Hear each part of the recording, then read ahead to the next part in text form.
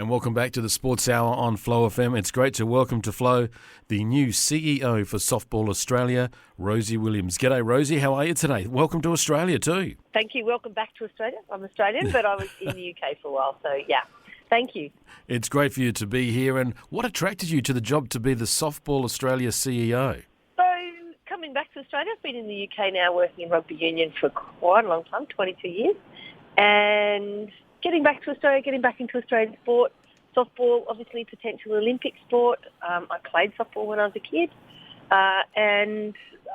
It's a challenging organisation. It's a challenging place to be. But that's, I'm up for a challenge. It's great. Well, softball's not one of the high-profile sports in this country, so does that sort of seem more like a challenge or something rather daunting? No, look, everything's a challenge. Softball used to be a high-profile sport, and I think we've got to come back into that space. I think we've got a lot of competition now, particularly for female athletes. You've got AFL, NRL, cricket, etc., etc. So softball's got to make itself attractive, and that is a challenge. That's a great challenge. It's not daunting at all. It's about bringing back a great sport that people can have a lot of fun with. It's a bat ball sport. It can be played in a relatively short period of time, etc. So, and it's a great sport for young people. I'm a great believer that young people particularly need a wide range of sports in their sporting journey. So, hitting a ball with a bat and running around that's just wonderful. It's a great challenge. Obviously, the Olympic program was disappointing, and our my job and the rest of the team's job is to make sure that we've got players ready for when the call is made that we'll be going to LA. And we've got to do the best by our players and our talented athletes, while also balancing the need for a lot more participation at grassroots and celebrating the value of all that participation at grassroots. So I think that's the balance with any national sporting organisation. It's something that also is very close to our heart here at Flow, is promoting grassroots sport on any level and for any sport. And it's something that we get frustrated, especially with the AFL, when they want to try and promote the game, but they seem to forget about the grassroots. And that's where I think we need more of that. We need to see things happening, and as a regional broadcaster, it's something that everything that happens, it's like it's drawing the people away, and we're sort of saying, well, we need to have the sports in our communities. And so is that something that you've thought about, that expanding it out to regional areas to give it more of a profile so the kids, if they can see it, then they can go and play it? Yeah, and look, I think there's two things with that. I think, yes, you've got to be able to see the international players, and you've got to see the product being played. However, for me, we've just launched this great program called Home Run Heroes, which is all about that very younger age, introducing players into a sport in a fun, enjoyable environment, but progressing them steadily through that learning process, that physical learning process, and also making it fun. It's called Heroes. You want to hit a home run, you want to be a hero. Brilliant. So we've got some really cool branding and things like that around that. But I think you've got to be careful in sport in general that you don't think that seeing the really good players, whether it's a runner or a swimmer or an AFL player or a softballer, that makes you want to be, that's a bit of a hero worship, which is fine, but does it really make you take up a bat or a ball, or is actually the focus should be on what your journey is when you turn up to the club and what the club is, how the club works with you, and do you get a game, and is it a positive environment, and is the coaching good quality, and all those sorts of things. And I think we focus on the top a lot without focusing on what that absolute experience is. It's happened in the world over with Olympics, for example. Yep. Countries say that there's going to be a massive legacy from Olympics, but actually, you go out, you watch the swimmers, you think, oh, brilliant, I'm going to be a swimmer.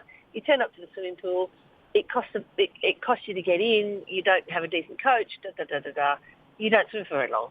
Yep. It happens all the time. Totally. So our focus is going to be trying to get the balance of that right.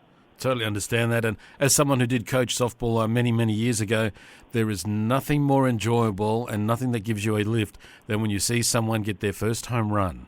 And it's just a feeling, and I'm just visually remembering when it happened, and the look on her face and everyone else's was just absolutely incredible.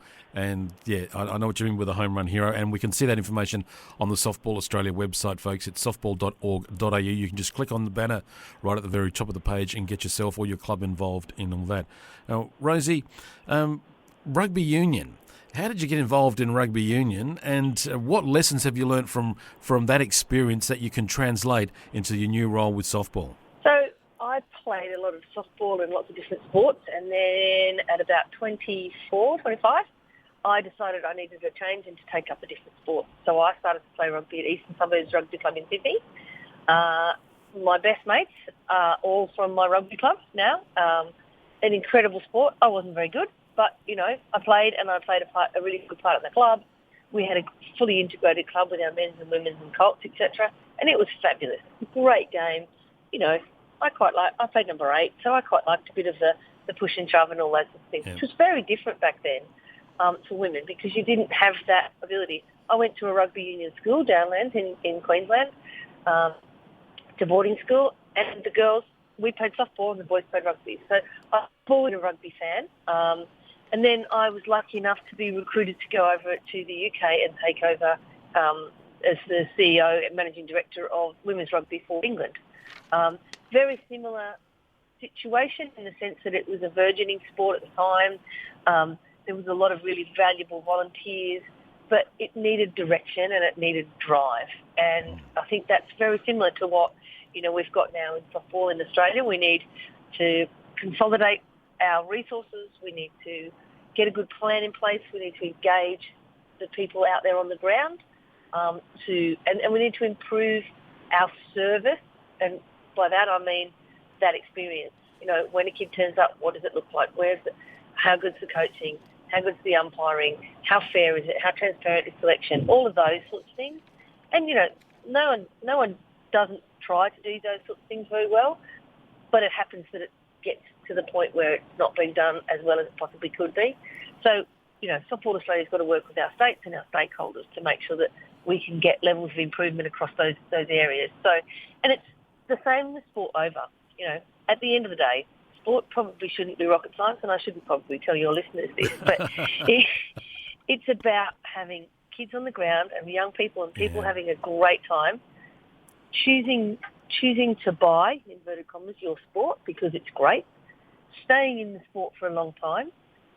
The best and the talented ones get a good, fair chance to be their best, and the other people who don't necessarily want to or can't or don't have the natural talent are valued just as highly as the Australian players and all that sort of stuff because they're absolutely crucial to the next generation and also, our membership, and that's really valuable for me. So, the challenge is always in sport how you're going to pay for it, who's going to pay for it, how we can help the government deliver their agendas in terms of fitness and health and activity and all those sorts of things, and, how we can make the players at the top the very, very best so that we are on the podium and winning medals at Olympics and World Championships. Well, you must know what you're doing because you're awarded an OBE, so I think I'm feeling very confident about the game of softball going ahead, just quietly. So, thank you. That was an amazing experience, and people say that an OBE means other buggers' effort, which is probably right. But my job is to build the team, and the team is the staff within the organisation, but it's also all of our stakeholders, our state teams, our staff in the states and the territories, as well as all the volunteers. We've got to get on that bus that we're never always going to agree, but we've got to try really hard to get agreement in the direction and work really hard to make sure that all of our resources are pointed in the right direction. Rosie, in 4 years' time, the Commonwealth Games is going to be in Melbourne and Victoria. Is there a chance for softball to be a part of that? So yes, there is a chance. We've worked very hard with the WBSC, which is the world body for baseball and softball. We've put in a joint expression of interest to the Commonwealth Games group to include both men's and women's softball as a sport within the Commonwealth Games framework in Victoria. So we've done everything we can. It's now up in the lap of the gods to see how successful we are with that bid. Yeah. One of the things that I spoke with Reggie about a couple of weeks back was the US college system and being an avenue for some Aussie players because we don't have a very strong national competition. Is that something that you'd be looking at to try and develop? Yes, I think, a national competition is one thing. I think we've got to focus first on building up our player base And you can't really have a good quality national competition, and this is something that we worked very hard with in women's rugby. The player base wasn't big enough and wide enough and talented enough to put a good product on the ground and on television regularly. It took us 10, 15 years to really get the AP15s up and running with enough quality players that could fill all the teams often enough for a league and a competition. Now, I'm not saying that's going to take that necessarily that long here, but you've got to be very mindful that you've got to have the talent. And you can put in place a competition all you like, but if you don't have the depth of talent and you don't have the depth of coaches, the product you end up with is average. And that's not what we want. Yeah. We want good quality competition.